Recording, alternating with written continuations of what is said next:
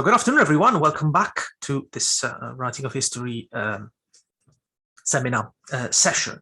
I'm delighted to have the chance to welcome this afternoon Dr. Aske Damtoft Poulsen from the University of Aalborg in Denmark, where he's a postdoctoral research fellow. Some of you might recall a session that we ran back in the spring. It was one of the sort of earlier sessions in this very informal Writing of History series, when I talked a bit about the a recent edited volume on usages of the past in Roman historiography that I really felt had gave us plenty of food for thought, and I sort of briefly digressed on some of the key selling points of that excellent book that Aske co-edited in the history of in the historiography of Roman Empire series at Brill. That book and the substantial introduction that comes with it is in many ways testimony to the breadth of Aske's interests, research interests, that, yes, do range across Roman historical writing and more generally, really, the interplay between historical writing and politics in the Roman world, especially in the late Republican and early imperial periods. In pursuing the complexities of that interplay, Aske also engages with some theoretical work, whether it's Foucault or Agamben, or indeed theories on the futurity and alternative pasts. And yet, at the core of what Aske does, there is a close, exacting engagement with ancient texts. And Sallust is certainly one of the authors that he's been devoting quite a lot of his scholarly efforts over the last few years. He's also involved in the Cambridge Companion to Sallust enterprise, with a chapter on Sallust's philosophy of history. But I think it would be fair to say, Aske, that yes, most of your work today has to do revolves around Tacitus. You've worked, Aske, on Tacitus' Annals for your PhD project. Yes, of course, Tacitus, as an historian of power, is in many ways an ideal training ground for someone with Aske's interests. His ongoing project at Aalborg is indeed on one-man rule in the historiography, Roman historiography of the early Roman Empire, and the whole issue of whether one-man rulership was avoidable or indeed inevitable. So yes, reflections on the direction of history and the sort of wider historical perspectives of Rome, which are also, it seems to me, I hope not to be proven wrong by what follows, very much central to the topic of Aske's paper today. His title takes us indeed the intersection between the very distant past of Rome and its future. Machinator doli Caesar, Augustus, and the fall of Rome, Troy. It's specifically a reading of Tacitus' Annals 110. Aske, thank you very much for accepting our invitation. Over to you. Thank you very much, Federico. I don't think you really made it sound like I've done so many things. That's very impressive. So thank you very much for that, and thank you very much for inviting me to this. When I heard about this seminar series of yours some years back, I was really intrigued. I thought this is something that one should do, having a seminar on the writing of history rather than history or writing. Or it really caught my attention. So I was very happy to be invited by Federico to this. So thanks a lot for that. I won't say much more about myself after this very nice introduction. So I think I will start by saying that what I'm going to present today, in some ways, is it's a project I started a while ago. I presented a first draft, you could say, of this paper in the commemorating Augustus conference back in 2014, which now is 8 years ago, which is incredible. So it was a part of the beginning of my PhD studies that I started this, but then my PhD sort of digressed and this was left behind. After I finished my PhD, now I'm happy to sort of return to it. It was something that I can't leave it behind, because there is so much to unpack in these passages, that especially this passage from Tacitus that I hope we're going to come to a bit later. Another thing before we start, I should, as Federico already knows from experience, I have an unfortunate tendency to write papers that are in reality more papers. And the bad news is that I have sort of done that again today. The good news is that we only have 2 papers today, and they are connected, I promise. They are connected through this passage of Tacitus Annals 110. You could say that the first paper sort of ends with this passage. It's the climax, and in the second paper, it's the starting point of a broader discussion, of a different discussion.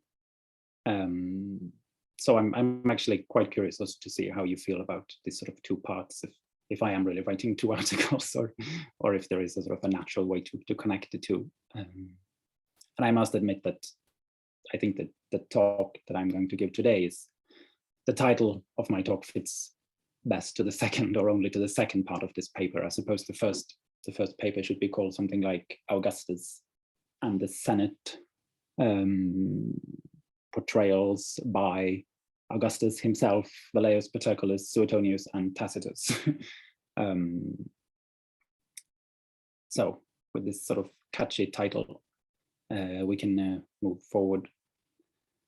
So you can go to part 1 on your handout, Augustus and the Senate, the first paper, or let's say the first part of the paper. Now, historical writing in Rome, of course, was traditionally very conservative. The Romans do not have a proud tradition of honoring or praising people who advocated socioeconomic change. Such behavior was generally deemed revolutionary.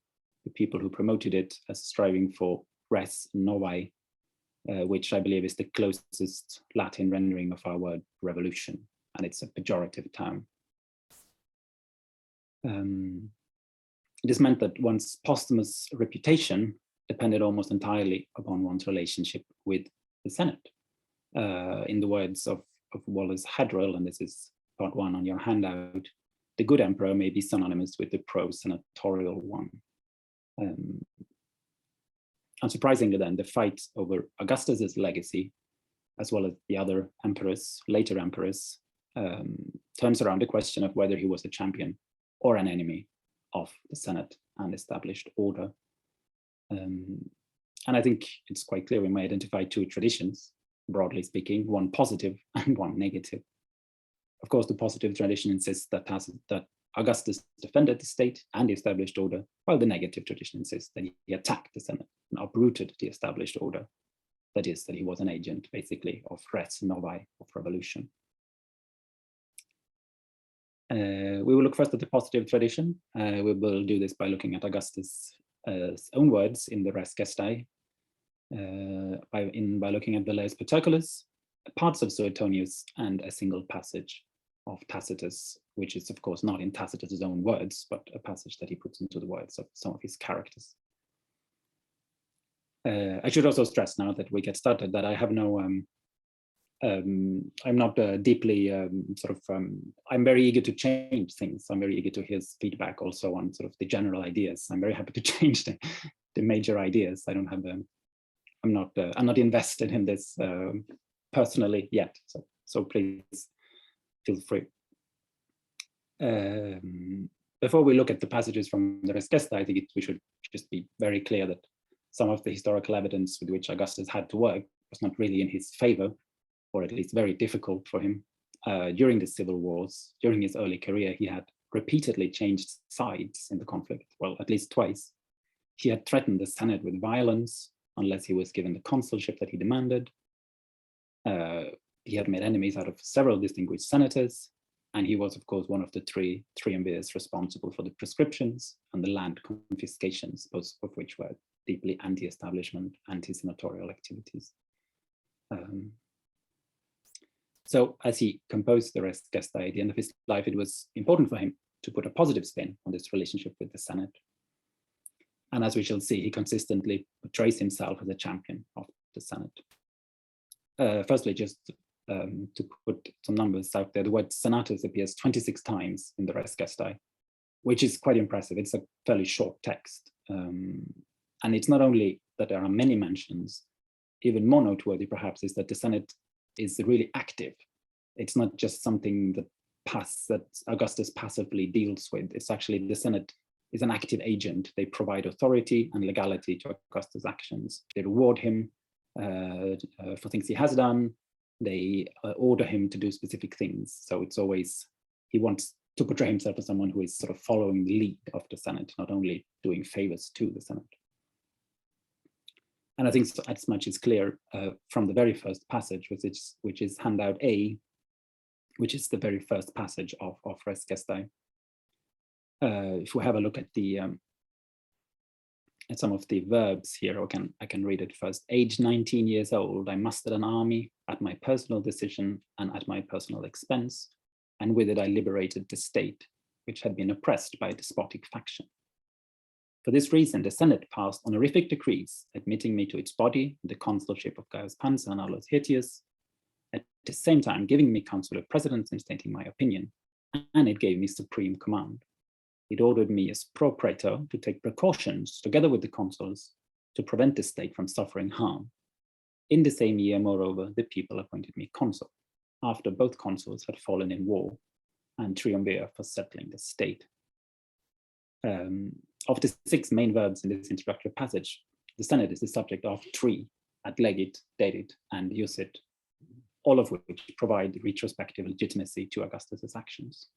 So although he acts on his own initiative, the Senate shows appreciation, provides him with increased authority, and orders him specifically to defend the state. In fact, I think the length to which Augustus goes in Res Gestae to portray himself as a champion of the Senate is also strikingly illustrated where evidence of such senatorial support is rather flimsy or perhaps completely lacking. Firstly, in regard to the closures of the temple of Janus Quirinus, this is handout B, Augustus states that the Senate decreed it should be closed 3 times when I was leader. While if we go to Suetonius for some comparative evidence, he states that Augustus closed the temple of Janus Quirinus on 3 occasions. And there are other sources for this as well. At least that makes it quite vague who is responsible, who is actually making the, who is pushing for this. So it's clear that it looks to me like clear, like Augustus wants us to sort of have the idea that this was the Senate's idea and not his own, which is significant because of course if he was the one behind it, in a way it would also give him more authority, but he wants to sort of show himself as following the Senate's lead instead. He's more into that. Secondly, in Augustus's claim that there were 83 people who had either had been or would be consuls that fought with him at Actium. Now, of course, while Augustus implies that he enjoyed significant senatorial backing, that a lot of his people would go on would go on to become consuls, as noted by Alison Cooley in her commentary. Sorry. All this really shows is that his supporters were well rewarded after his victory by political and religious preferment. While when you read the text, it sounds like they were already senators, they were already consuls. Finally, I won't read this next handout C. I won't read it out loud. I just put it out there so you can see again. This is the final passage of the Res Gestae, and I have noted in bold again mentions of the Senate, just to see, like we have the first passage where the Senate is key, and again in the very last passage where the Senate again is ubiquitous, comes everywhere. I mean, you could say that the prominence of the Senate in Res Gestae is even more striking, given that there are almost no personal names in the text. So of course, in comparison to other sort of agents, the Senate is really prominent. So much for Augustus and his sort of final attempt to influence his legacy in the Res Gestae. Next, I want to look at historiography proper. How could a pre-imperial historian, such as Velleius Paterculus, put a favorable spin on Augustus's relationship with the Senate during his rise to power? And as we shall see, in an historiographical text, certain things are more difficult to pass over in silence. Res Gestae, after all, is more like a list than a narrative. It's a list of achievements, which makes it much easier for Augustus to sort of avoid discussing his change of sides, the context in which he demanded the consulship, and so on. In historiography, we need other rhetorical techniques to sort of put a nice spin on these events.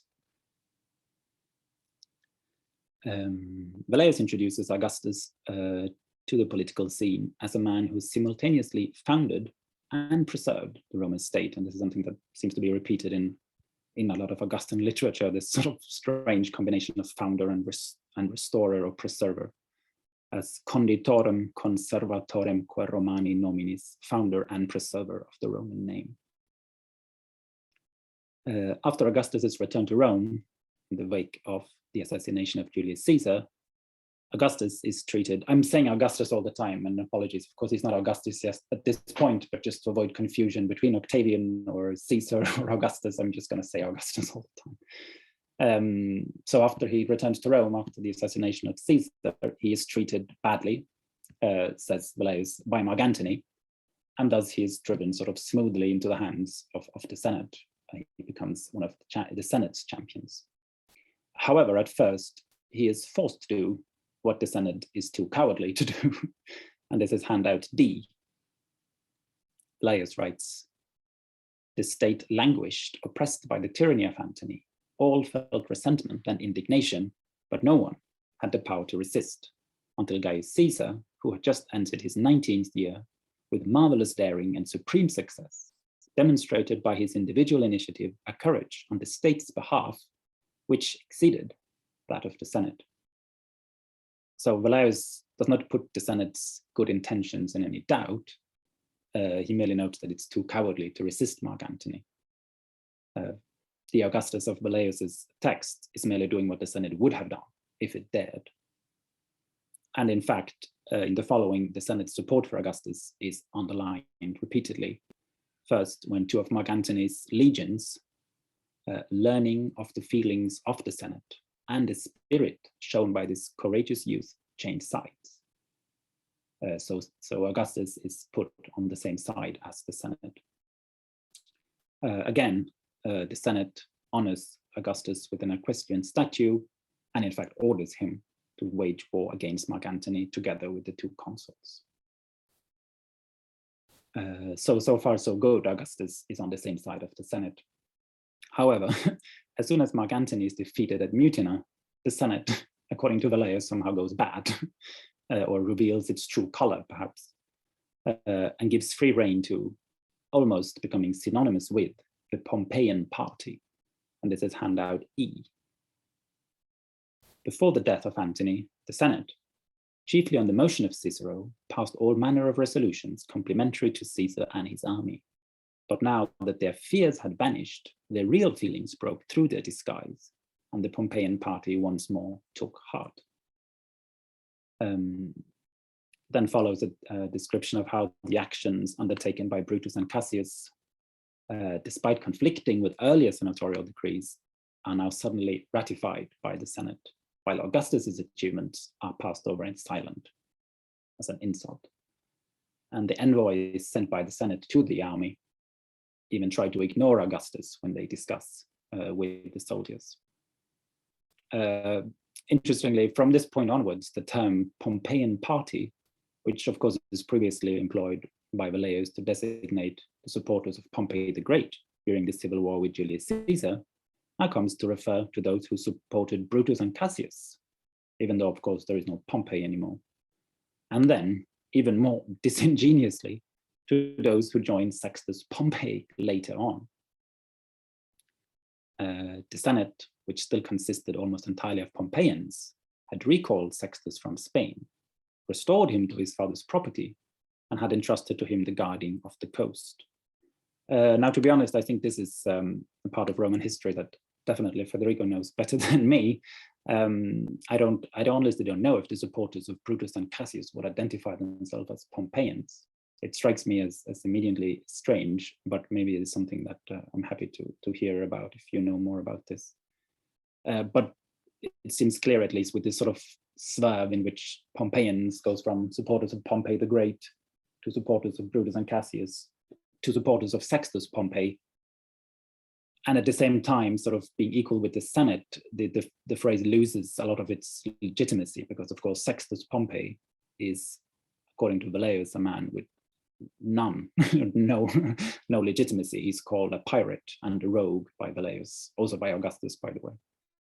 So I think it's an interesting way for Velleius to sort of to take away legitimacy from Augustus's supporters and from the Senate by using this phrase Pompeian party.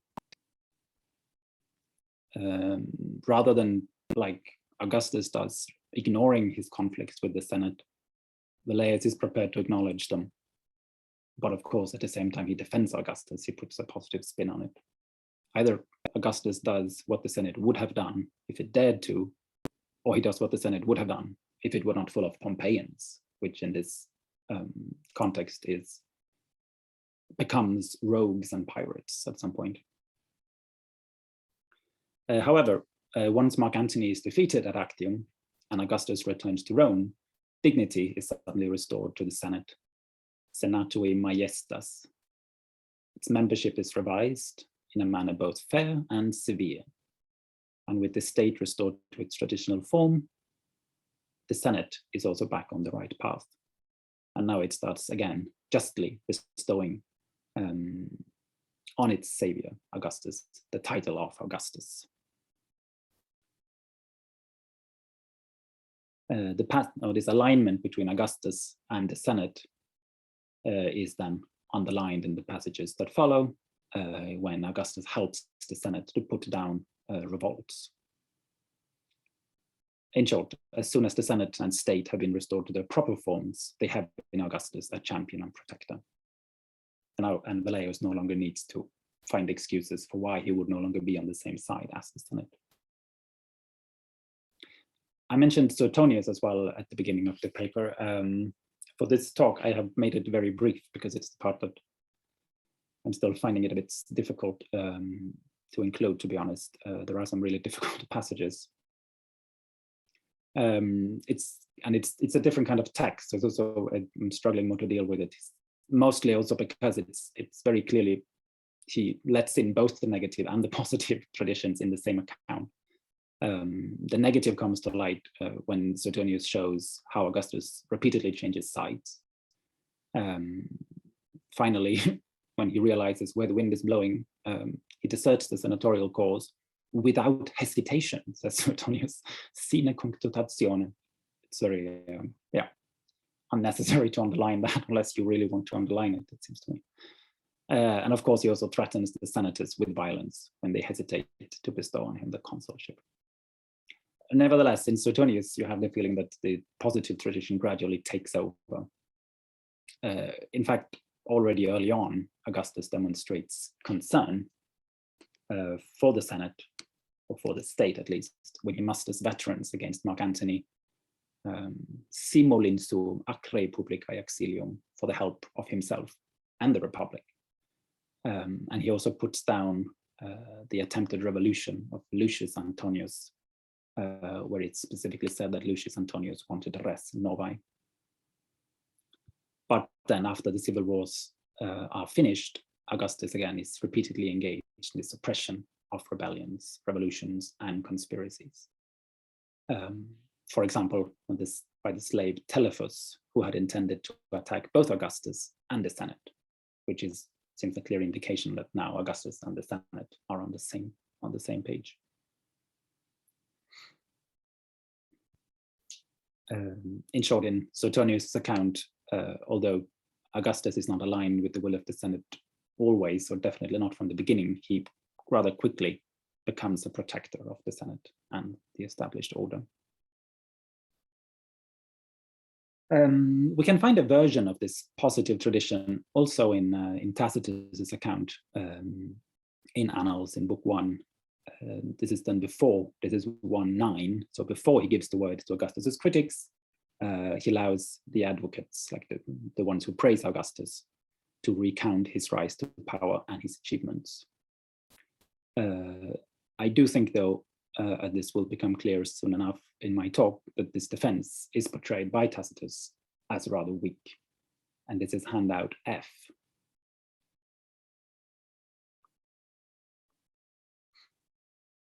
The former said, and these are the advocates, because of devotion to his parent and the requirements of the state, in which at the time there had been no place for law, he had been driven to civil war, which could be neither prepared for nor maintained by good behavior. He had made many concessions to Antonius while avenging himself on the killers of his father, many to Lepidus. After the latter had aged from apathy and the former had been sunk by his lusts, there had been no other remedy for his disaffected fatherland than it be ruled by one man. Yet it was neither on kingly rule nor dictatorship, but on the name of princeps that the state had been based. The empire was cordoned by the sea of ocean or distant streams. Legions, provinces, fleets, everything was interconnected. There was legality among citizens, restraint among allies. The city itself was magnificent in its apparel. Just a few things had been handled by force to ensure peace for the rest. Now, while clearly intended as a positive interpretation of Augustus's early political career, as mentioned, I'm unsure just how strong Tacitus wants this defense to be, and I'm not the only one. In the words of Norma Miller, a reader of Tacitus that is, I think, should be read more. She writes, the short, jerky sentences at the end of the chapter, although containing material for a very adequate defense of Augustus, have rather an air of desperation, as if the speakers were clutching at straws, which could never be formed into a raft. For sure, it's significantly less confident in tone than that of Augustus himself in Res Gestae. It reads more like an apology. They say that there was no room for legality, which is another way of saying that, of course, he committed illegal acts. It was impossible, they say, to survive through good behavior, meaning that Augustus behaved rather badly. He was forced to set up a one-man rule, which is a way of admitting that he set up a de facto monarchy. And some things, they say at the end, were indeed handled by force. It's also noteworthy that this sort of seemingly harmless phrase, principis nomine, under the name of princeps, may, at least in Tacitus, we may feel that it is being undermined by the additional sense of nomen that Tacitus often uses, where it means pretext or excuse. Moreover, the term pax is not used, pax, of course, being, I think, the more positive word for peace, peace through victories, is here avoided in favor of the more morally ambiguous quies, which belongs more to the private sphere, which has connotations of leisure, idleness, sleep, relaxation. Again, the contrast in the text between regeretur, ruled by one, or ruled by a king, and non regno, but not actually a monarchy, it puts up some sort of awkward contradiction. It's not really clear whether or not Augustus rules as one man or not. Most striking, though, perhaps, at least for me today, is the omission of the Senate. The Senate does not appear at all. And especially considering that this account is clearly inspired by the Res Gestae, where we have seen how important the Senate is, I think it's noteworthy that the Senate is completely absent from this defense. Eleanor Gorman even suggests that maybe we should imagine the speakers here, this is at the funeral of Augustus, sorry, I should have pointed this out. We should imagine the speakers looking at the inscription, at the Res Gestae, which has recently been set up outside Augustus's mausoleum. I think it's a worthy claim. So compared to sort of all those mentions of the Senate that they may be looking at, here there are none. I don't know, perhaps this, I'm I'm not sure, but I wonder if this gives sort of the impression, maybe it's just for me, that Augustus's advocates, not even Augustus's advocates can find it credible to insist that he had enjoyed senatorial support.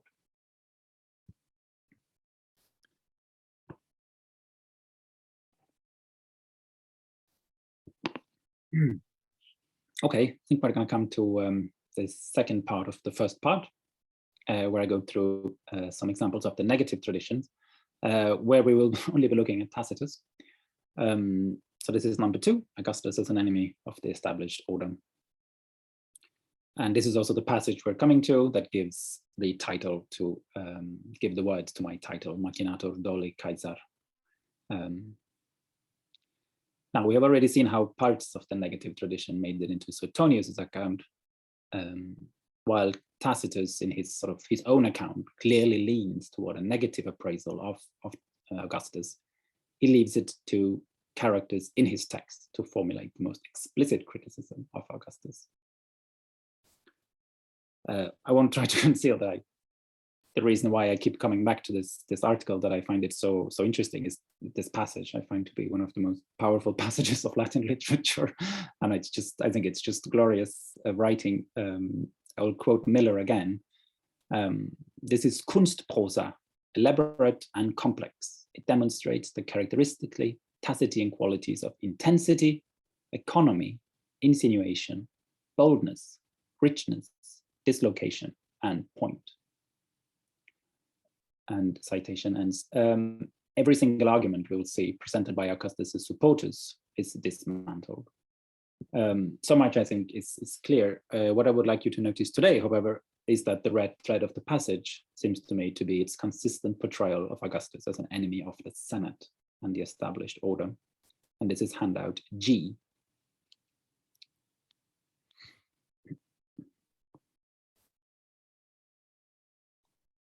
I think it's worth for me to read it, even though it might take a little bit of time. It was said on the other side that devotion to his parent and the times in the state had been taken up as a screen. In reality, it was in a desire for domination that the veterans had been mustered by his lavishness, an army procured by a juvenile in his private capacity, a consul's legions bribed, and support for the Pompeian party pretended. Subsequently, when by a decree of the fathers he had assailed the fasces and prerogative of a praetor, after the slaughter of Hirtius and Pansa, whether they had been carried off by the enemy, or Pansa by a poison poured into the wound, and Hirtius by his own soldiers, and by Caesar's engineering of guile, he had taken over the forces of both. The consulship had been extorted from an unwilling senate, and the arms which had been given to deal with Antonius were turned against the state. The proscriptions of citizens and distributions of land had not been praised even by those who did them.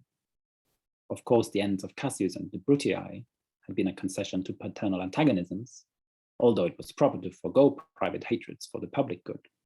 But Pompeius had been deceived by a phantom peace, Lepidus by a display of friendship, and subsequently Antonius, enticed by the Tarentine and Brindisian treaties, and by a wedding to his sister, had paid the penalty for a guileful friendship with his death. Peace there had been without a doubt after that, but gory. There had been the Lollian and Varian disasters, and the killing at Rome of the Varones, Ignazii, and Julii. Of course, Augustus's critics start by asserting that devotion to Julius Caesar and the difficulties of the state were pretexts for his lusts to rule, in this way sort of taking away all excuses that he might have. And then I think follows this impressive list of anti-senatorial and anti-establishment actions, always pointing out the illegality. He stirs up the veterans to bribery, so illegally. He raises an army not only as a private citizen, that is without the approval of the Senate, but also as a young man, in contrast to the mos maiorum, to the norms. He corrupts the legions of a consul, a state magistrate. He stimulates friendship towards the Pompeian party, which we have seen is often seems to be similar to the identical with the senatorial party. He usurps, here paradoxically through a decree of the Senate, the fasces and the powers of the praetorship, another state magistracy.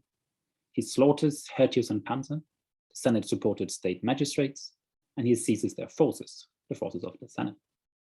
He extorts a consulship against the will of the Senate. Note that in the Res Gestae, when Augustus narrates this, as he actually does, he simply switches subject from Senatus to Populus. He has all this list of the thing that the Senate did, and then suddenly he mentions that people gave him the consulship. He turns the weapons that had been raised against Mark Antony by the Senate, against the state. Having gained power, he undertakes land distributions, an activity associated with anti-establishment politicians, and proscriptions, which, as noted in Tacitus' own version of these events earlier in Book 1, serve to eliminate his most fierce opponents among the nobility, among the senators. He takes vengeance on Brutus and Cassius, who, again, as noted earlier by Tacitus himself, earlier in the text, commanded the last state army, Publica Arm. And finally, he does away with a multitude of senators, Hirtius, Pansa, Brutus, Cassius, Sextus Pompey, Lepidus, and Mark Antony. And the bloodshed does not end with Actium, as this newly established peace includes the defeats of Lollius and Varus, these are foreign defeats, as well as the killing of yet more senators, these, though, in Italy, Terentius Varro Marina, Marcus Ignatius Rufus, and Iulus Antonius. So, if you'll permit sort of a pun, one could say that while the Augustus of Res Gestae, and to a certain extent Velleius Paterculus, has Augustus execute the will of the Senate, Tacitus's version seems to be set on executing the Senate itself. This list is quite impressive, I think. And this actually brings me to the second part of the paper, and I should notice that this part is significantly more unready, unfinished, so it might be a little bit more, it's still more in the ideas phase, I think. But how are we with time, Federico? How much do you want me to continue? I think it's important that you just set out your argument as fully as you wish. Yeah, I'm Please. Definitely above halfway, but just stop me if you feel like it's getting a bit long. No. So for the second part here, we're going to be talking a bit about Troy. So I thought I would just give some short introduction to, or make some observations at least on the importance of Troy in the Roman historical imagination. Of course, already with Scipio Aemilianus at the destruction of Carthage is famously supposed to have quoted from the Iliad, a line about the fall of Troy. A day shall come in which our sacred Troy and Priam and the people over whom spear-bearing Priam rules shall perish all. A passage which, well, a quote which of course seems to imply that Rome itself will suffer the same fate as Troy, its mother city. Still, it's worth noting, and it has been noted by scholars, that the fall of Troy is hardly a key Roman myth before the rise of Caesar and his successors. In fact, the potential suggestiveness of Troy increases dramatically with the advent of the Julio-Claudians. In the words of Andrew Erskine, a dynasty that invoked Trojan ancestry to justify its ascendancy in Rome. So of course, with the, I mean, previously it's very much more Romulus, but Aeneas and Troy becomes suddenly very important with the emergence of the Principate. I have put also a quote by Chris Krauss, who notes that there was a tremendous resurgence of interest in Troy around the time that Livy was writing, so at the beginning of the Principate. And this continues until Tacitus for sure. As Troy now, as well as being sort of the archetype of the besieged and sacked city, the urbs capta, has now become also the ancestor of Rome herself, and therefore acquires this potentially strong emotive force in literature. I have put also a quote by Libby, which is actually from a dissertation, I realized, but I think it's one of the best, like most concise way of phrasing this. Troy's interpretive flexibility made it an ideal tool for introducing and exploring complexities in the cultural narratives of Rome, which traced its origin to Troy. the sack of Troy could be seen as either the first step in the teleological advance of Roman Empire, or as the first phase in a cycle of destruction that claimed Rome's mother city and threatened Rome as well. So, unsurprisingly then, among the uncountable Virgilian intertexts in the Tacitian corpus, and they are uncountable not only because they are many, but also because they are really difficult to decide how many they are. The fall of Troy in 982 is prominent, often used to portray emperors waging war against Rome or sacking Rome. I put up just some examples of Virgilian intertexts for you. The civil wars of 69, in the words of Keitel, are portrayed as a portable, repeatable sack of Troy. The fire in Rome under Nero, of course, as Goodman, among others, points out, is inspired by Aeneid II. The death of Galba in 69, as pointed out by many scholars, seems to draw on the death of Priam in 982. The battle and sack of Cremona, again during the civil wars of 69. This is Timothy Joseph. He points out that this again draws on Virgil. Now I don't remember exactly which, I have to admit. But it's not all death and sack. There are also examples of, for example, Germanicus, the emperor's Tiberius's presumed successor in Annals 1-2. In the narrative of his life, there are a lot of intertexts, seems to be, with Virgil. But again, the Aeneid II is really one of these sort of go-to texts of Tacitus, it would seem. So I would like us to have a sort of a fresh look here at Annals 110, which I have now, I think, or I hope, helpfully broken into smaller parts, because what I really want us to see is the craftsmanship. I want us to see how Tacitus has constructed this, what I think is a really impressive passage. And I want us to see how this description, this three-word description of Augustus, well, a two-word description of Caesar, Machinator doli, Kaiser, is the centerpiece of this passage. And this is handout H. And I put the key verbs in bold and tried to sort of structure the passage for you the way I think it should be structured. I'll just talk you through it to make it more clear, I hope. So we have this introductory verb, dicebatur, like it was said on the other side. This is because first we have those who praise him, and now we have those who criticize. So now it is said by those who criticize. So this introductory verb is followed by 5 short main clauses, all governed by passive verbs, whose agent is Augustus. Sumpta, concitus, paratum, corruptus, simulatum. Then we have a longer phrase, the one I would like to call the centerpiece, governed by an active verb, occupavisse, with Machinator doli Kaiser as the subject. And then, parallel to these 5 passive verbs before the centerpiece, we have another 5 short main clauses, again governed by passive verbs, whose agent is, again, Augustus or his henchman. Then we have a change of subject to Mark Antony with an active verb, exsolvisse, before the passage finishes with another main clause governed by a passive verb, interfectos, whose agent the reader is likely to reconstruct as Augustus.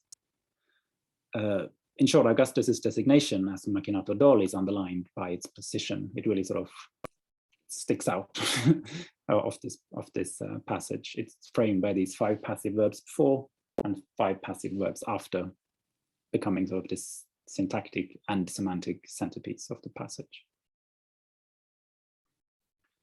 Again, the collection of deceitful and revolutionary actions is very impressive and also very, very appropriate for a Machinator doli, which we may perhaps translate with engineer of deceit.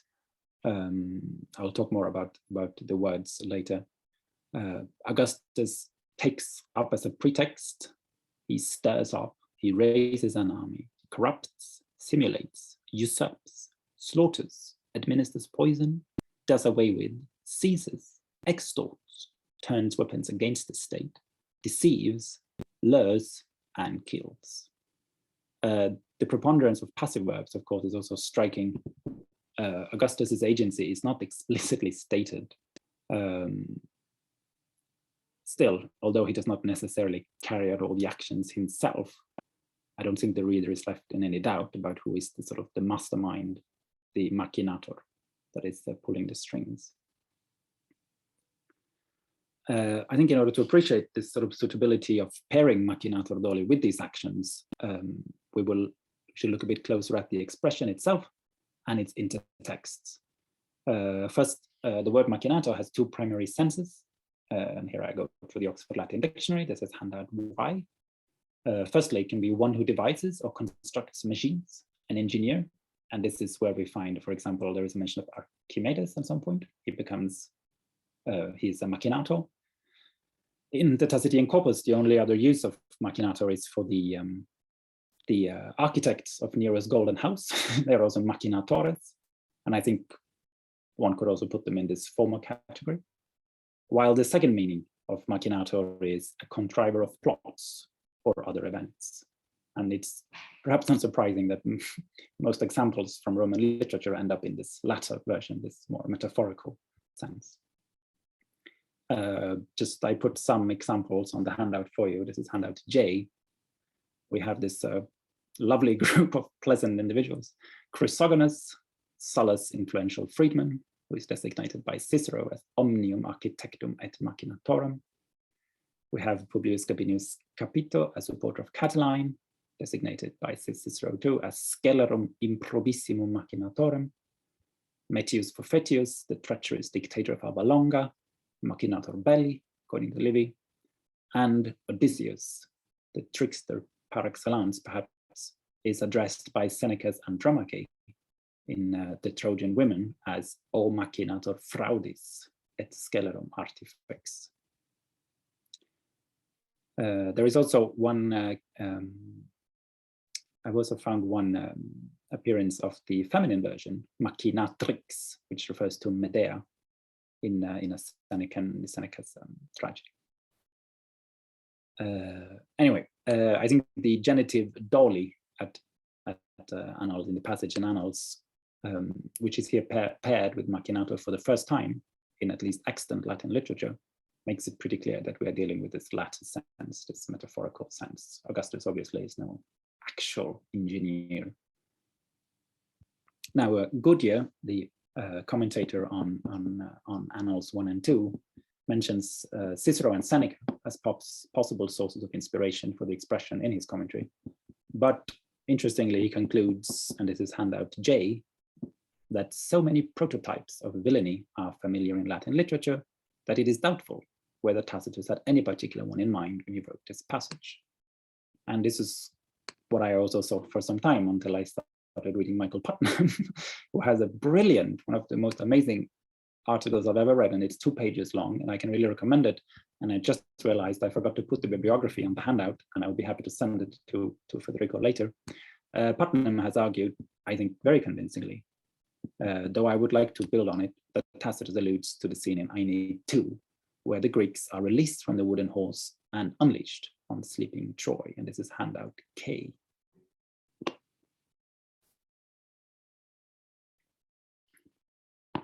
The opened horse restores them to the air, and joyfully from the hollow wood come forth Cassandrus and Sthenelus, the captains, and dread Ulysses, sliding down the lowered rope. Camas and Neoptolemus of Peleus' line, Prince of Chion, Menelaus, and Epeus himself, who devised the fraud. They storm the city, buried in sleep and wine. They slay the watch, and at the open gates welcome all their comrades and unite confederate bands. Now, Putnam finds 2 Virgilian echoes in the passage from Annals. Firstly, Machinator doli picks up from Virgil, doli fabricator Epeus. Machinator doli Caesar, doli fabricator Epeus. Seems quite logical. Fabricator is a near synonym of machinator, maker, fashioner, fabricare.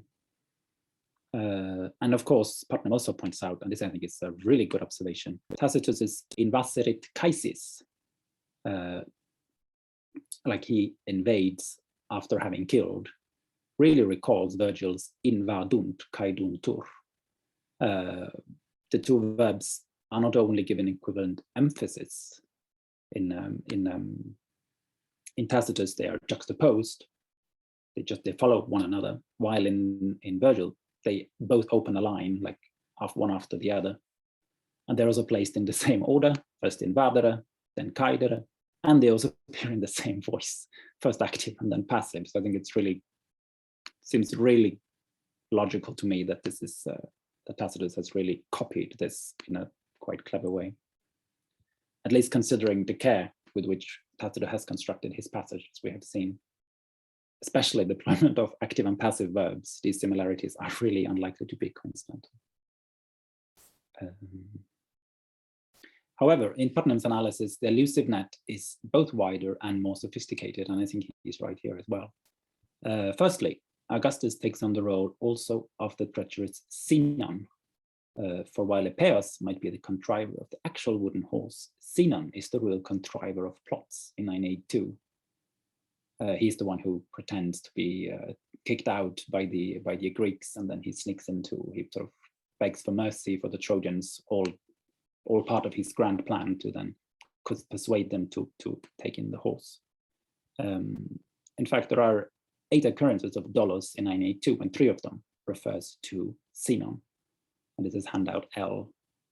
He lets himself be found by the Trojans in order to ply his crafty wiles. He is schooled in Pelasgian guile and craft, and the Trojans end up ensnared by his wiles and forced tears.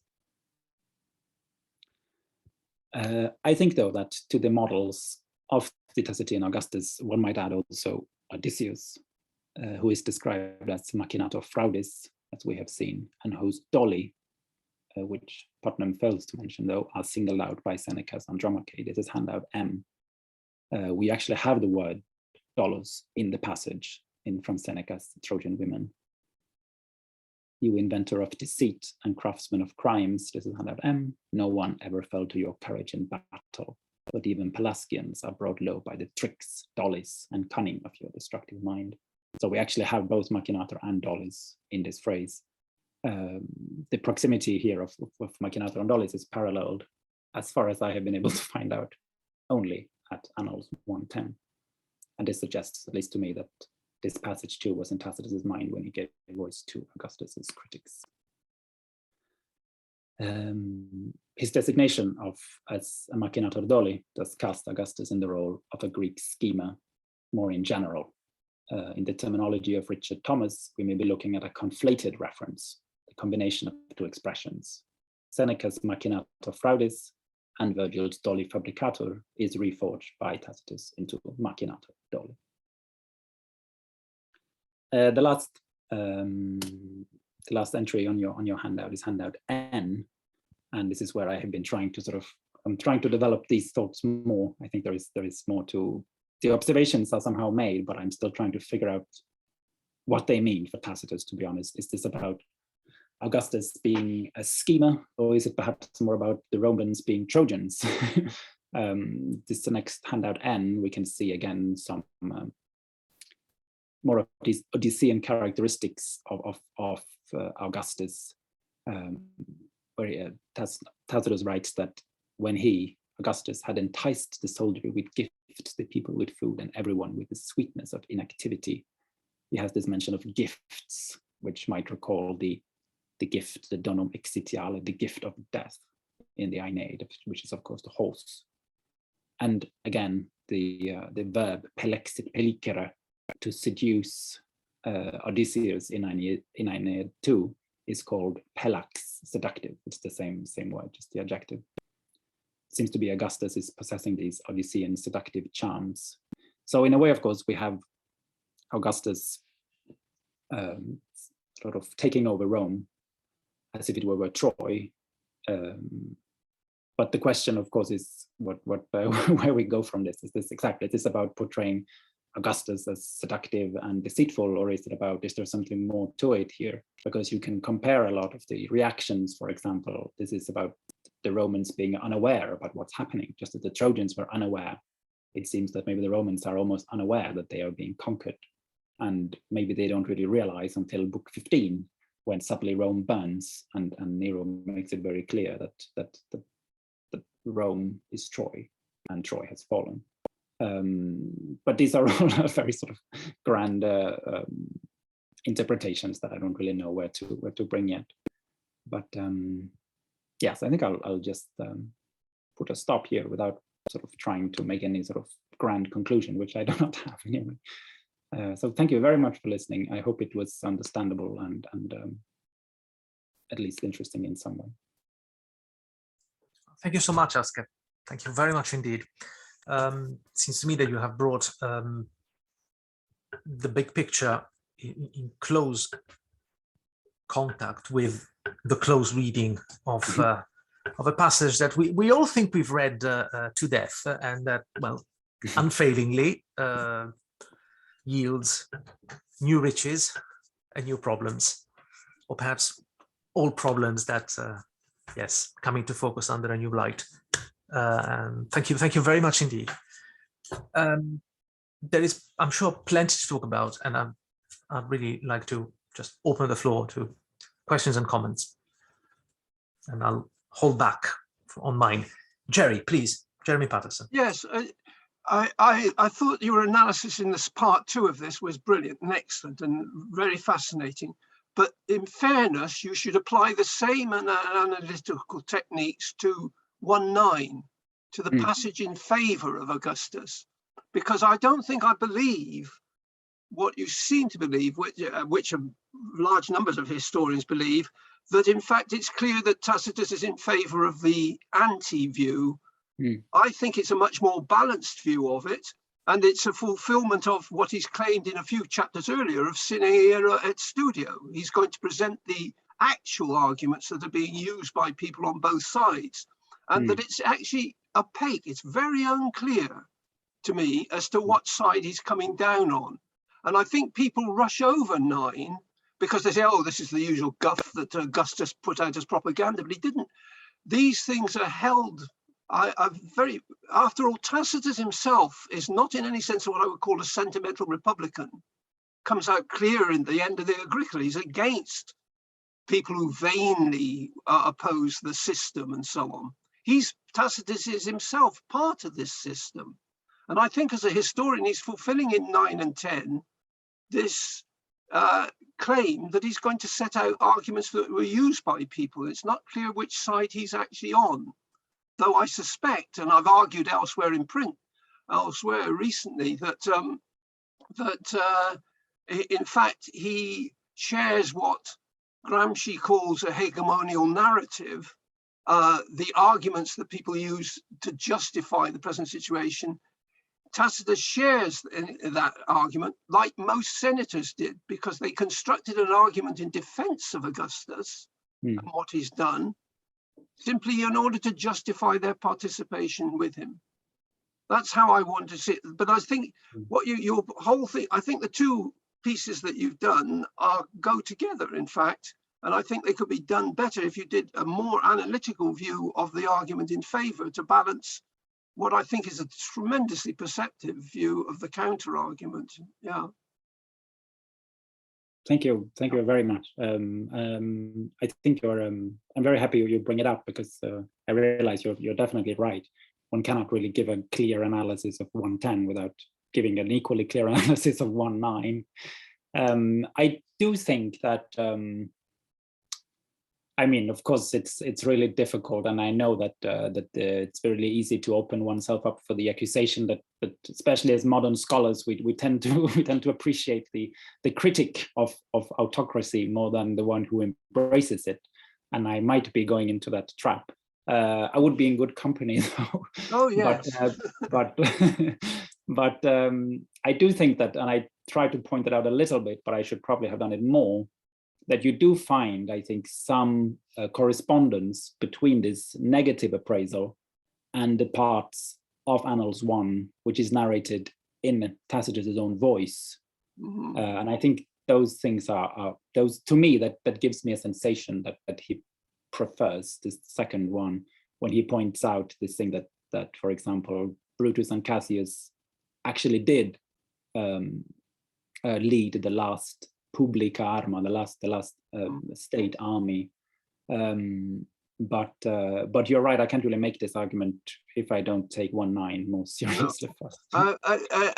Actually, on that more general, the other parts of the early chapters of Tacitus, I noticed that your English translation of, if I can just quickly get it, of, no, sorry, of otium, ot, Pelexit, I accept he bewitches people with the gift of otium. You put it in the gift of inactivity. Now that's taking up a case. It's arguing that otium is to be seen, and inactivity is the important thing. You can no longer participate effectively in public activities in the Senate. But otium is also a highly desirable thing. It's the restoration of the ability of senators and the elite to carry on the nice lives that they've led during the times of the Republic, which have been thrown away over the past 100 years of the last end of the Republic. I think that the inactivity, I would challenge as a translation, because I think it comes down on one side of the argument. That's all. No, I see what you mean. I've been using the translation by Woodman. Yes. I generally find. Oh well, Tony, I didn't notice that. I shall get on to Tony because I didn't. I usually find it to be a really good translation. I really. Oh, absolutely. Yeah. But I think you're maybe right. I mean, otium is much more the private life than it is necessarily in activity. It's a very. You're right. It's a very judgmental translation. Yes, he's bewitching people. Although that's too strong with Pelexit, but it's a nice term with something that is genuinely good for them that they desire. Yeah, it's not a con trick, I think. Yeah. No, I see. I do want to. I have some like a way too long footnote actually on this article that I'm trying to write, and I think this. I've noticed that pelicere, or at least illicere, they seem to be used somewhat by plotters, and sometimes they're actually used. They're not very common, but they're sometimes used for the acts of prostitutes, which sort of in this context, I really felt like this pairing of dulcedo and otium and pelicere, I really felt like there is some sort of seduction going on here. Okay, and therefore maybe I felt that otium was this is a negative thing, but I take your point that otium in itself does not. That the translation is a bit, but I'll have to look more at that. I at the moment I can't really point you to the passages. I'm afraid. I'd be happy to send them in case. Good. Thank you. Yeah, please. Well, this was fascinating, and it is, as was already said, a passage that we all think we know, and that allows and invites and actually prompts rethinking.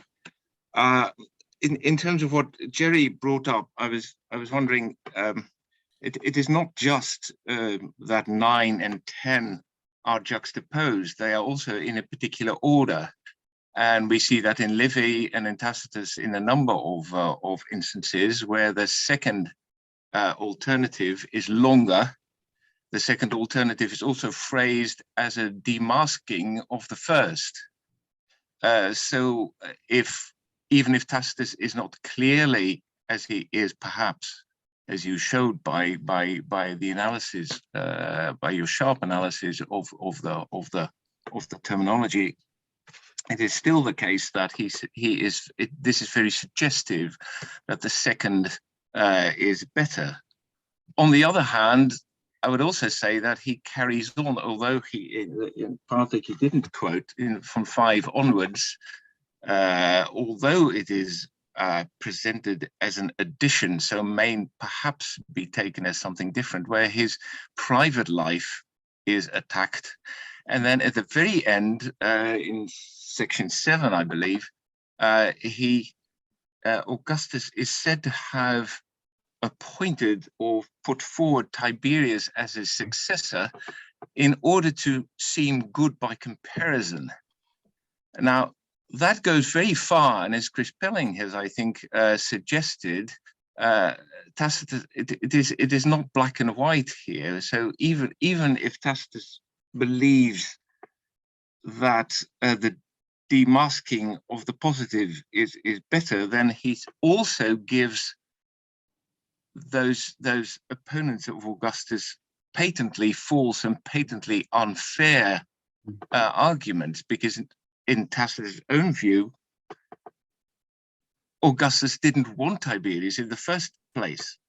So it is very unfair to say that he wanted Tiberius only as a foil for his own greatness, as Pelling very well argues. So it seems to me not to be black and white, and not even balanced, but a balance with a lot of other things thrown in for dislodging what seems to be the more normal and more straightforward interpretation. Yeah, no, thank you very much. That's real quick to the first thing you said about the first and the second and the shorter and the longer. I agree. I guess I had the same idea with I've been working on the speeches in Agricola, where again we have this sort of the short speech of the Roman general and then the longer one by Calgacus. And I don't know, I usually give it to my students and I ask them which one is the better speech, and it's like 99 out of 100. There was always that one Roman soldier in the room who insists that the Roman speech is better. And again, there are other examples. I remember now in book 11, there is Italicus, and again, there is sort of, it's a clear unmasking, this idea you have of unmasking. So that's true, and that's probably sort of the basic structure that Tacitus uses. But on the other hand, I see you're definitely right. This last point about Tiberius as a terrible successor chosen because he was terrible, so that Augustus would shine brighter in comparison. You're right. And Pelling is right. It's really is ridiculous, and must have been seen as ridiculous by most readers. I guess the reason why I didn't carry on with the analysis is that this sort of this structure that I built sort of only applied to Annals 10, 1-4. After that, I couldn't really make sense of the structure anymore. That's why I ended up focusing on this 1-4. But you're right. I mean, it's probably part of the same speech. So in some way, it needs recognition at least. So thank you very much.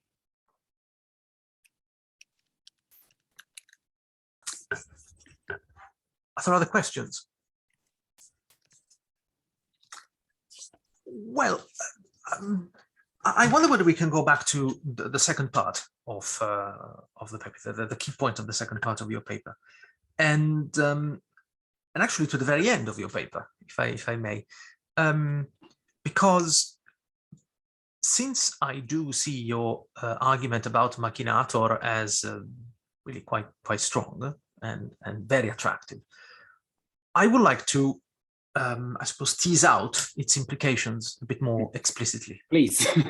Well, no, I'm very much asking for your help here. So if there is a connection with the sack of Troy, then what are the implications? Are we supposed to be seeing through the whole Familiae Troianae myth? Are we supposed to be seeing that actually Augustus is fundamentally betraying that legacy? That far from being someone who acts in the name of pietas towards his father, he's actually an enemy within on all levels. He's a new Odysseus, far from being the continuator of Aeneas's stock. Are we meant to see here a fundamental tension between the claim to pietas, of loyalty to Caesar, and Augustus's real nature? I think so, yes. I mean, this idea that he ends up killing his own. I mean, he ends up as one of the Greeks, basically killing Trojans or sacking Troy, which is of course an enemy of his own ancestor. I think there is meant to be at least a paradox, and probably also something more. I don't know if pathos is the right word. I'm afraid of using that word, but that there is supposed to be some. We're supposed to be a bit shocked about this turning this sort of imperial ideology on its head somehow, showing that for real this is really the opposite of what you would expect. It's interesting that you mentioned pietas. I hadn't thought about that, but that's actually really, I mean, that's a key. It's also mentioned, I mean, at least in 110, now I don't remember in 19, so that's actually something that really yes, brings to mind, really, and of course connects, you know, Augustus, Aeneas, and Caesar with each other. So that's something. Yes. And actually, I mean, your point then gets me thinking about something that I should have at least a tentative answer to, but I don't. I.e., whether this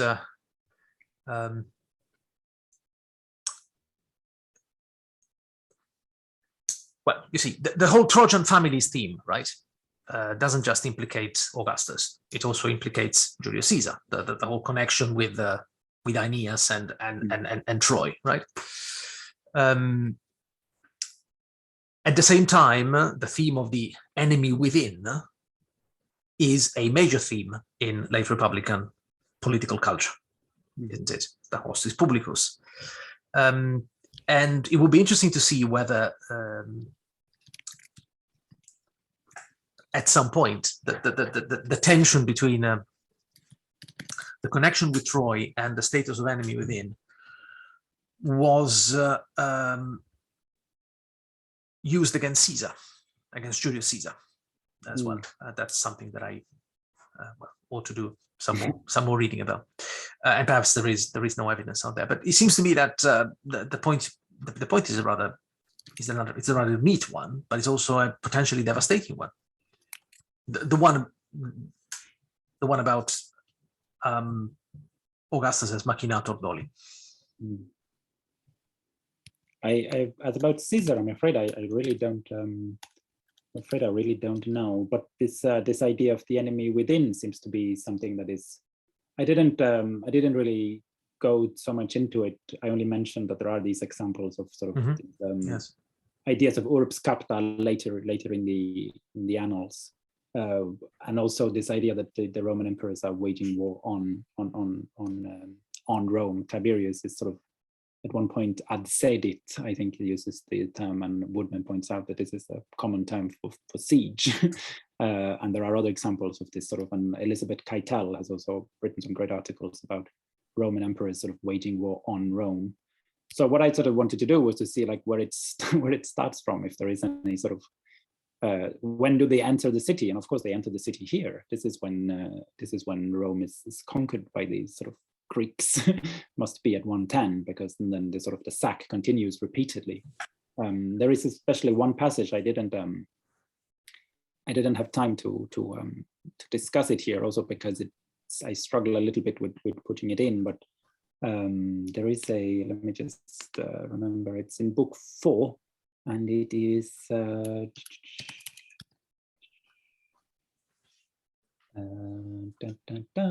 is Titius Sabinus. It's in 470, where Sabinus is during the reign of Tiberius. He's accused, dragged away. He looks around for help. He cries out. Wherever his eyes turn, whatever his words fall, there is only flight, desolation, deserted streets and squares.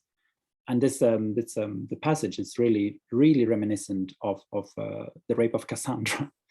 So I think this sort of, it's worth pursuing this sort of the repeated sack of Rome by the emperors. Now I digressed. I'm sorry, I don't know why. Yes. I suppose if one looked specifically into the fraud that is being talked about in the Machinator doli, in that Juntura, then the fraud actually takes place at Mutina. It takes place in the Roman camp at Mutina. It doesn't take place within the city of Rome. It's the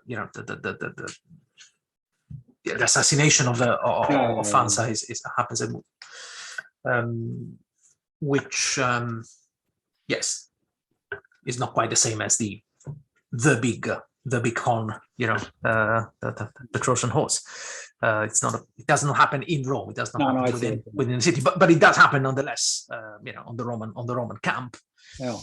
And it really is an attack that goes to the very heart of the Respublica. The consuls are both killed. Yeah. And yes, and again, I mean, here going back to the point that Jaap was making, this idea that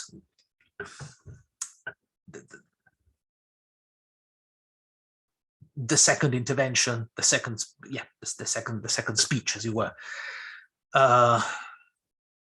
demystifies things and reveals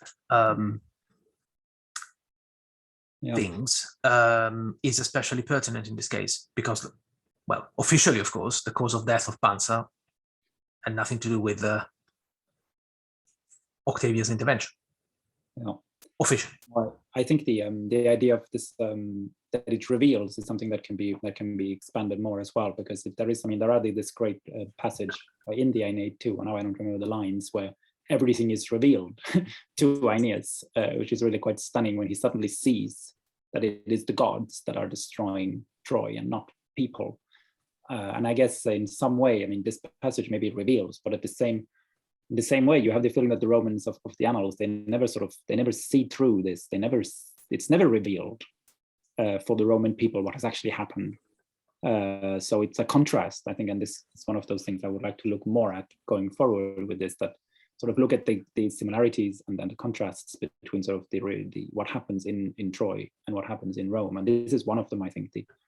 Of course, the Trojans are unaware when they bring the horse in, and this is stressed a lot. But at some point, Aeneas realizes what's going on. But the Romans, you have a feeling they never really wake up as part of the Annals. I think Holly Haynes has used this metaphor as well to describe the Annals. That it's not at least until book 15, at least, and it's a brutal awakening. But again, exactly another of the parallels that I was sort of trying to play with is the not so much in the Aeneid, but in other, I think at least in the Trojan Women by Seneca, the whole idea of slavery is really strong. The presence of the idea slavery is brought on Troy is quite prominent, and of course this is also one of the major theme of Tacitus' Annals, that this sack actually entails slavery. And this is another way I'm thinking that maybe this can be further developed. I don't know if there are other questions or comments. I got one quick comment and a question, final question from me. The comment is about well, in many ways is an attempt to answer a sort of question you asked me at some point. Pompeianae partes. I'm not aware of the liberators ever referring themselves as Pompeiani, and it might well be. One would have to just go off and look up, El Guarch, as always. The answer would be there. But my sense is that this is a hostile definition that is imposed upon them by Velleius, and that no doubt others will have at various points deployed. But yes, it's about I think showing their enduring connection with the cause of the late Pompey. And yes, it's derogatory because he goes back to showing that really they're not true republicans. They are, after all, just monarchists in disguise. Anyway, yeah. They're just people that back the other guy. And yeah. I was happy to see this. I haven't read Velleius much, to be honest, before I started working on this paper. And of course, as someone who reads more Tacitus, I always had the idea that it was quite an unsubtle text. But there are actually some interesting movements that he does, Velleius, and I think this is really one of them. It's really subtle. You don't even notice it at first, almost. The Pompeians, but why weren't these just those? Why weren't they just those? And it's really, I don't know. It's a tricky. Yes, I'm sure Tony Woodman must have something on that point in his major study of the triumviral narratives. I have used that. I have consulted it. That's a good question. I'll look it up again because I can't actually remember it. He probably does. Yeah. I didn't know what to make of this, but I was reminded of the passage in Cremutius Cordus' speech, where he says that Augustus said that Livy praised Pompey so much that Augustus called him a Pompeian. Yep. Now, obviously, that can be taken very, and that's in book 434 of the Annals. But of course, you can take this only literally and very narrowly as, okay, he praised Pompey, and that is why he's called a Pompeian, and that's all. But it seems in the context of the speech that it is very significant, and that it was a way of saying that people were siding with the Republicans, at least in Augustus's time. The idea is that Livy sides with the opposition, so to speak. So I don't quite know what to make of this in terms of what Aske just said and what you just said, but at least it seems to me some evidence of the use of this phrase. Thank you very much. That's a really, I haven't thought about that at all, but you're right. This is definitely, and it's supposed to be spoken by Augustus. So again, it's put into the mouth of sort of those who would have an Augustan ideology, just as Velleius, which is interesting. Cremutius Cordus doesn't say it. What? No, Cremutius Cordus it is Cremutius who puts it in the mouth of Augustus, but that does seem to, of course, that it's sometimes all the subtleties that we can see in the back and forth of the 40s BC seem sometimes simply to be obliterated, as that is obviously very often what happens in looking back, and in the propaganda both for and against. It becomes more black and white than it really was. So in a sense, it is not unthinkable that whereas we think with a focus on the 50s and the 40s, that it is strange to call them Pompeians, that those labels had hardened into the black and white, the black of Pompey, the Senate of that type, the Ciceronians who were who wanted to kill off Octavian afterwards, etc. And on the white side, there's Octavian, the later Augustus. So it is also a matter of the development and evolution of those terms as they were used after the fact rather than in the time itself. Oh, thank you very much. You're right. And this actually, this means that Velleius can actually be saved from the accusation of being subtle at this point. That he is simply taking over. Which is always welcome. So I see. Part of me is very happy about that. Another part is more sad. But I see what your point is, and it's yeah. Thank you very much. Yeah, it's really appreciated. Yes. I've always been wondering about that Pompeianus, whether indeed it's it's to be taken literally, or whether it's perhaps even a tongue-in-cheek comment. It's like you hear in modern times, you hear someone making a sort of a left-wing, even radical left-wing comment, and say, "Oh yeah, you communist." Precisely. Yeah. You're not talking to someone who's actually a paid-up member of a communist party, or even a communist, but someone who is still making a recognizably left-wing comment.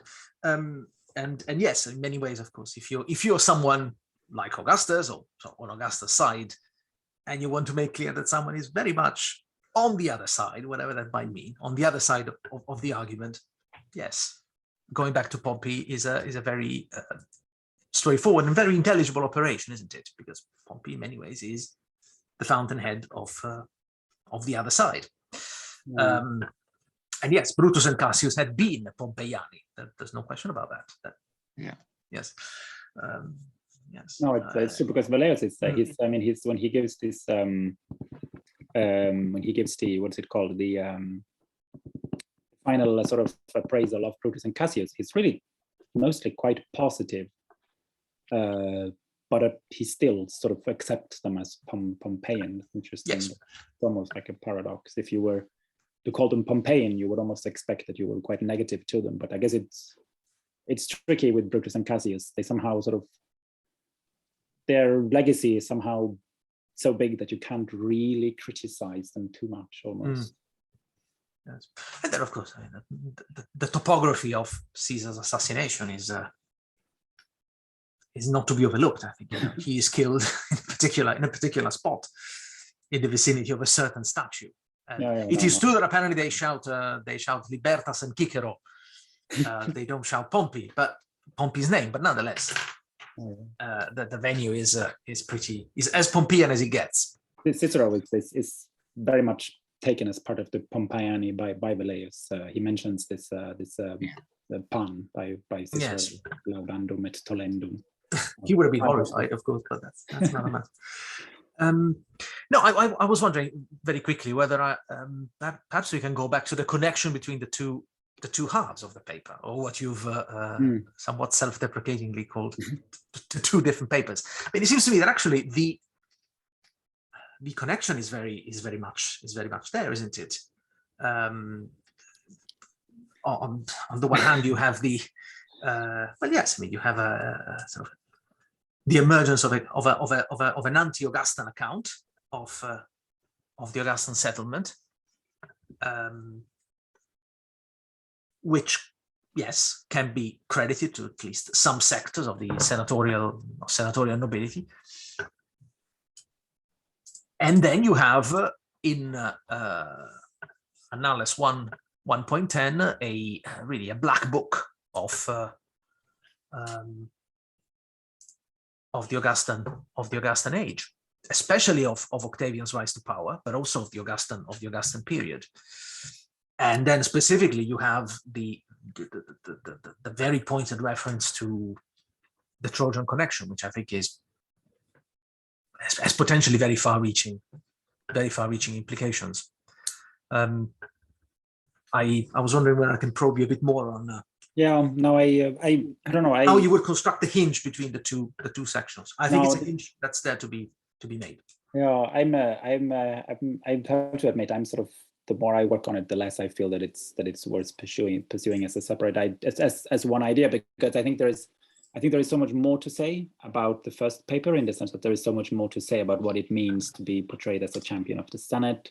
What are the predecessors? I mean, I feel like there is more, while this, which deals with the Senate. The first deals with like, how do you portray Augustus and the Senate, while the second part deals with Troy, and it deals with what does it mean when Augustus's takeover is portrayed as the fall of Troy. And the Senate is not really important there, because it's about Troy and about Urbs Capta more than it is about the Senate. And this is why I feel like the two parts have sort of gradually sort of drifted apart from some sort of original continent, unitary continent, and now they have become two. So I wish I could answer your question to say how they are connected, but I'm afraid I'm sort of more and more towards the opinion that of course they're connected, but they're not connected meaningfully as one paper, in the sense that it makes the paper would make two very different claims, and I can see no reason why it would have to be the same paper to do that. I feel like each claim would just lose its values somehow. Otherwise, I have to make it a book, of course. But Yes. I don't know. I can't really give any better answer than that. But I don't know. I got some great feedback by Eleanor Gorman, who is always so kind as she reads some of my things, and she also thinks that they fit together, but I don't really believe her either. So I don't know yet. I can't really give a good answer, I think. Yes. No, I have an answer, actually. Now I just realized, because some of the parts that I took out, especially specifically from Suetonius, and there is the mention of this imperial edict in Suetonius, where Augustus says that he hopes that that the foundations that he has laid down will preserve, and I'll find it for you, because I cannot phrase it well enough by myself. It's in 28.2 of the biography, and the edict says, "May I maintain the state safe and sound in its rightful condition in sua sede, and may I reap the fruits of this result which I seek, so that I am spoken of as the man responsible for this best of regimes, optimi status, and that when I die I shall carry with me the hope that the foundations which I have laid for the state will remain in place." spem men mansura investigio suo fundamenti republicae quae iecero, which seems to be really, again, this sort of idea of the fundamento iecero points to some sort of foundation. He's putting down foundations. It's a creation of a new state. While sistere in sua sede, an investigio suo, seems to imply that this are a reconstruction of the old state. Yes. So I feel it's very ambiguous what this edict really points out. It's again this contrast where there is both a restorer and a founder, and especially with the use of status, which of course is used also by Tacitus when he talks about versa, or how is it, verso statu, as in the state overturned. I don't remember exactly and this of course brings us much closer to the architecture, because vertere is used among others by Virgil to sort of destroy walls. Yes. So of course there is some sort of architectural metaphor going on. Also Augustus here talks about the state as architecture, to lay down foundations and to remain, as so on. And I think this might be the place where you can connect the two pieces a bit more. But again, it's really, I've been really struggling to sort of figure out how to make sense of it yet. Also because Suetonius immediately thereafter, he quotes his edict. He points out that he brought about his own wish, doing his utmost to ensure that no one regretted the new form of government, novi status. So Suetonius suddenly seems to sort of say that this is something new. It's not something restored. Or maybe it's just that our idea of what it means to restore and to found are fundamentally different than what they were for the Romans. Because I feel like Camillus too in Livy is often seen as the sort of simultaneous restorer and founder, which always confuses. Yes. I responded to your question with confusion. No, you certainly have. You've significantly complicated it, but I'm very grateful for that. And of course, something that I'm sure must be part of an attempt to link up the two sections is probably this idea of probing further the venues where political opposition takes shape. And really, we go back to Wallace Hadrill's initial quote. Very authoritative, very crisp, and yet I'm really not sure I fully believe it. The good emperor may be synonymous with the pro-senatorial one.